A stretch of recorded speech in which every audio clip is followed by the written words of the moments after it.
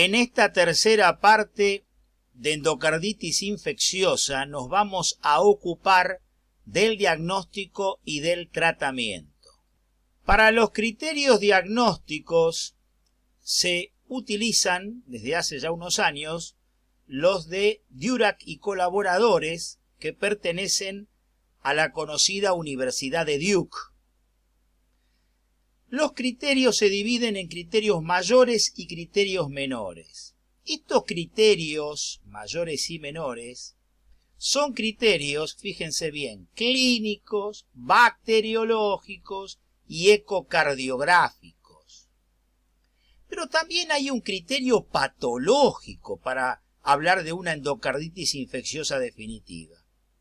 Y el criterio patológico es que el germen pueda ser demostrado por cultivo o por histología de una vegetación. Y el otro elemento es la vegetación o un absceso valvular confirmado, alguno de los dos, por histología. Estos son los dos criterios mayores: hemocultivos positivos para endocarditis infecciosa y evidencia de afectación endocárdica. Vamos al hemocultivo positivo para endocarditis infecciosa. Tres posibilidades: que encontremos microorganismos típicos de una endocarditis, un viridans, bovis, estáfilo, etc., obtenidos de dos hemocultivos distintos,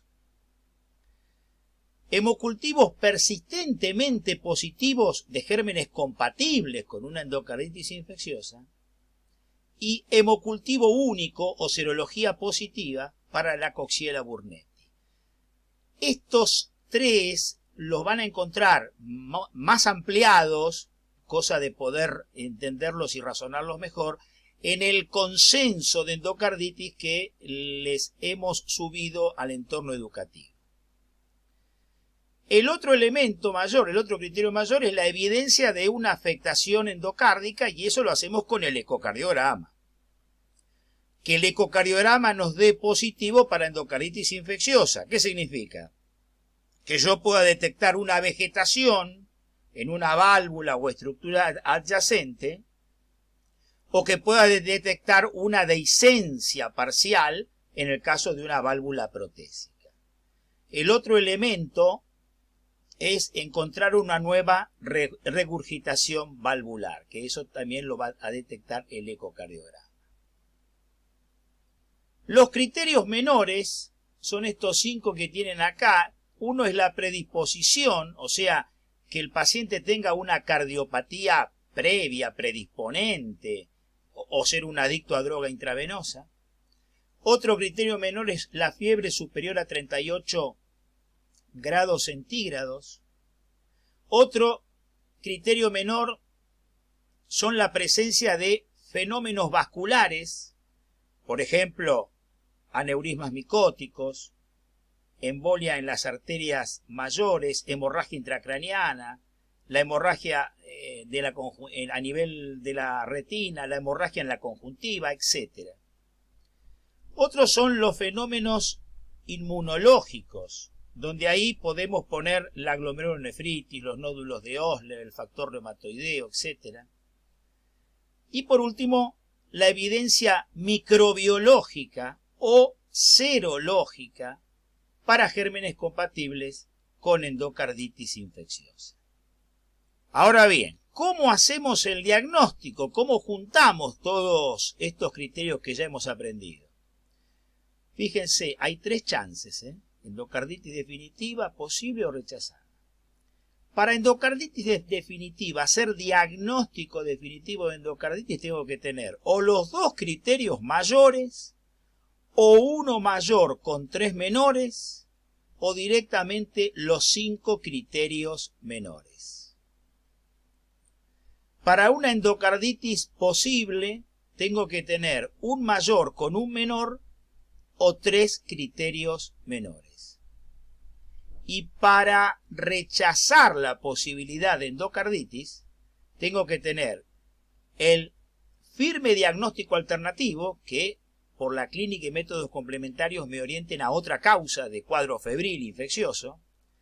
Otra, que haya una resolución del cuadro en menos de 4 días de antibióticos, ahí hay que dudar muchísimo. Ausencia de evidencia patológica en la cirugía o en la autopsia, y si no cumple con criterios de endocarditis posible, que es lo que dijimos ahí. Ahora bien, vamos a ver por qué una endocarditis puede cursar con hemocultivos negativos. Bien, primer posibilidad, pacientes que vienen recibiendo antibióticos, fundamental. Segundo, gérmenes de crecimiento lento o que no son bacterias. En este punto podemos poner desde hongos, como la cándida, hasta los microorganismos del grupo JASEC. Y después ya entran otros motivos, otras variables, que pueden ser fallas en el medio de cultivo, endocarditis derecha, etcétera, etcétera. Los indicadores de mal pronóstico van a depender fundamentalmente de la edad del paciente, muy importante, es de peor pronóstico en los ancianos, del germen, gérmenes agresivos como hongos o como Staphylococcus aureus, no es lo mismo que un bovis o que un viridans. Depende de la válvula involucrada. Los peores pronósticos lo van a tener en la endocarditis valvular aórtica o en la endocarditis valvular protésica. De la aparición de las complicaciones que vimos en el video anterior, y este dato es muy importante, de la precocidad de inicio de la terapéutica. Con respecto a la profilaxis, hay que tener en cuenta siempre estos dos grandes hechos. Yo voy a iniciar y proponer una profilaxis si el paciente tiene presencia de una cardiopatía subyacente, o sea, alto riesgo, por ejemplo, si es un paciente con una prótesis valvular o una valvulopatía esclerosante o una cardiopatía congénita, sumado a las causas de bacteriemia transitoria. Si este paciente va a ser sometido a un acto traumático que pueda generar una bacteriemia transitoria, yo tengo la obligación de hacer la profilaxis de la endocarditis infecciosa.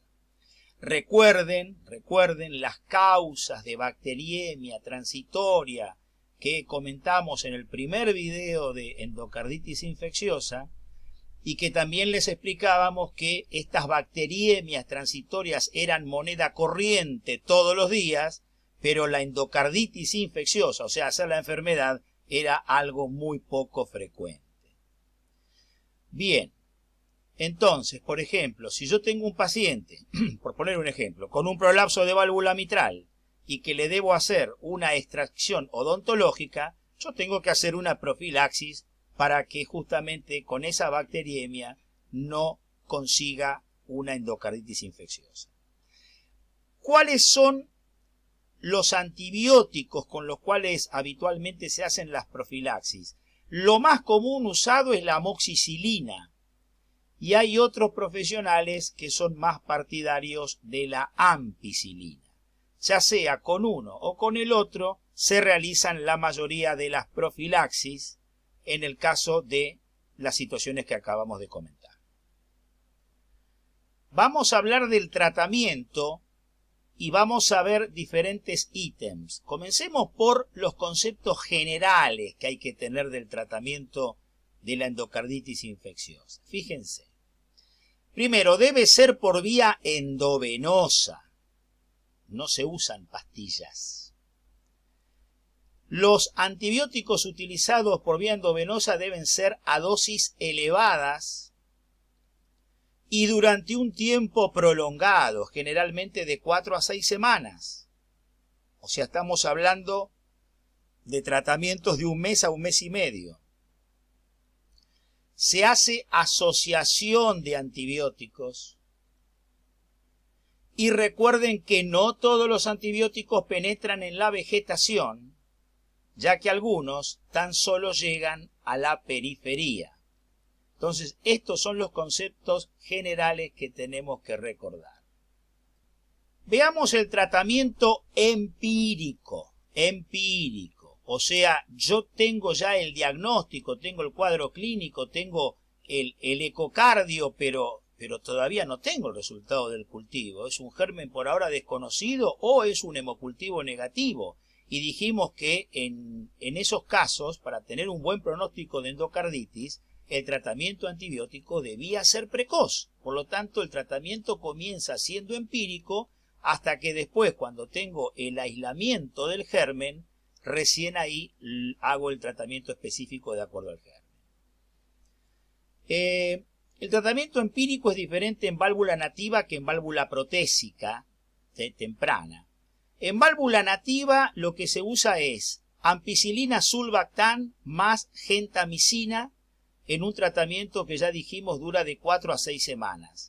No es que la gentamicina la vamos a usar de 4 a 6 semanas. La gentamicina se usa generalmente alrededor de 2 semanas. La ampicilina sulbactam es lo que yo voy a utilizar durante 4 a 6 semanas. Si es en válvula protésica temprana, o sea, estamos hablando del primer año de la cirugía, se utiliza la sumatoria de estos tres. Vancomicina, 6 semanas, gentamicina, 2 semanas, más la rifampicina durante 6 semanas. Estos tres, fíjense la cantidad de semanas, y después, una vez que se controla el proceso infeccioso, se opera. El tratamiento antibiótico, de acuerdo al germen ya conocido, eso lo remito al consenso, porque ahí van a tener, de acuerdo a qué germen está involucrado, cuál es el tratamiento, qué dosis y también cómo varía mucho de acuerdo a la famosa SIM. Y para ir cerrando, veamos las indicaciones del tratamiento quirúrgico.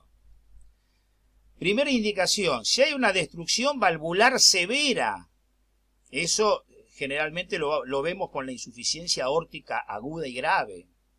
Si hay una insuficiencia cardíaca refractaria, si podemos por ecocardio detectar abscesos perivalvulares o miocárdicos, ¿se acuerdan que provocaban arritmias o bloqueos auriculoventriculares? Si hay fenómeno embólico múltiple, si hay endocarditis valvular protésica, en la endocarditis fúngica, o sea, la endocarditis por cándida, y cuando hay ineficacia del tratamiento antibiótico. Estas serían entonces las 7 grandes indicaciones quirúrgicas en una endocarditis infecciosa. De esta manera damos por finalizado el tema de endocarditis infecciosa con estos 3 videos y les recuerdo una vez más que tienen colgado en el entorno educativo el consenso de endocarditis de la SAC del año 2016.